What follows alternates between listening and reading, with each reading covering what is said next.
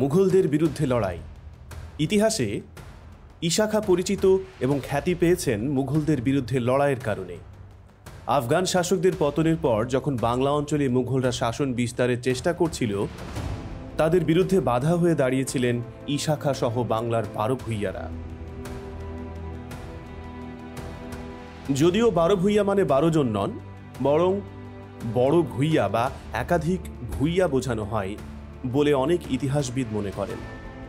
কিন্তু মুঘলদের বিরুদ্ধে সেই যুদ্ধে যারা নেতৃস্থানীয় ভূমিকা নিয়েছিলেন তাদের অন্যতম ইশাখা। তার নেতৃত্বেই বাংলার 12 ভূঁইয়ারা মুঘল নৌবাহিনীকে হটিয়ে দিয়েছিলেন। ইতিহাসবিদরা ইশাখা সম্পর্কে লিখেছেন, তিনি ছিলেন একাধারে সাহসী, বীরত্বপূর্ণ চরিত্রের পাশাপাশি কপটতা কৌশলী একজন ব্যক্তি। মুঘলদের সঙ্গে যুদ্ধে তিনি একাধিকবার সন্ধি করেছেন, আবার সেই সন্ধি ভেঙে লড়াই করেছেন। 12 ভূঁইয়া বা 16 শতাব্দীর বাংলার ইতিহাস বইতে আনন্দনাথ রায় ইশাখা প্রসঙ্গে লিখেছেন, তাহার কমনীয় দেহ যেরূপ একদিকে বীরত্বব্যঞ্জক ও স্বাধীনতা প্রয়াসী ছিল, অন্যদিকে সেইরূপ কপটতা, মিত্রদ্রোহিতা, স্বার্থপরতা প্রভৃতি তার অস্থিমজ্জার সাথে জড়িয়ে পড়েছিল। ইশাখা যে একজন প্রকৃত যোদ্ধা ও স্বদেশপ্রাণ ছিলেন এ বিষয়ে সন্দেহ নাই।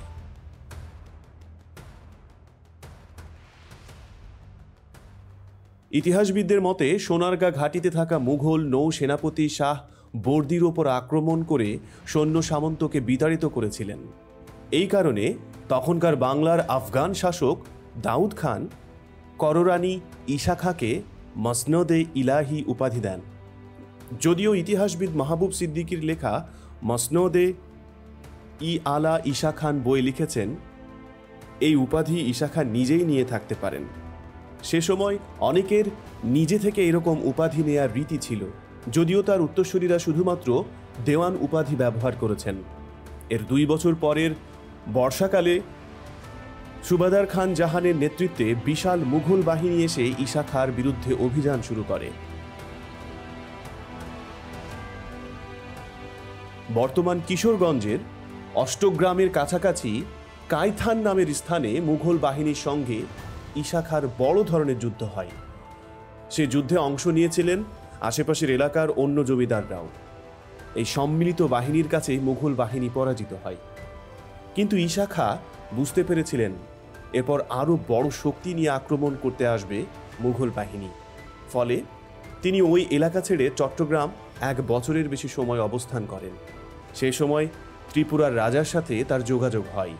ত্রিপুরার রাজমালা দিঘি খনন করার সময় আরও কয়েকজন জমিদারের মতো শ্রমিক পাঠিয়েছিলেন ইশাখা। সেই সময় অন্য জমিদারদের সঙ্গে নিয়ে আস্তে আস্তে শক্তি বৃদ্ধি করেছিলেন ইশাখা। আশেপাশের এলাকায় জমিদারদের সঙ্গে তিনি যোগাযোগ আর সম্পর্ক বৃদ্ধি করেছিলেন। ত্রিপুরা রাজ্যের কাছেও তিনি সৈন্য চেয়েছিলেন।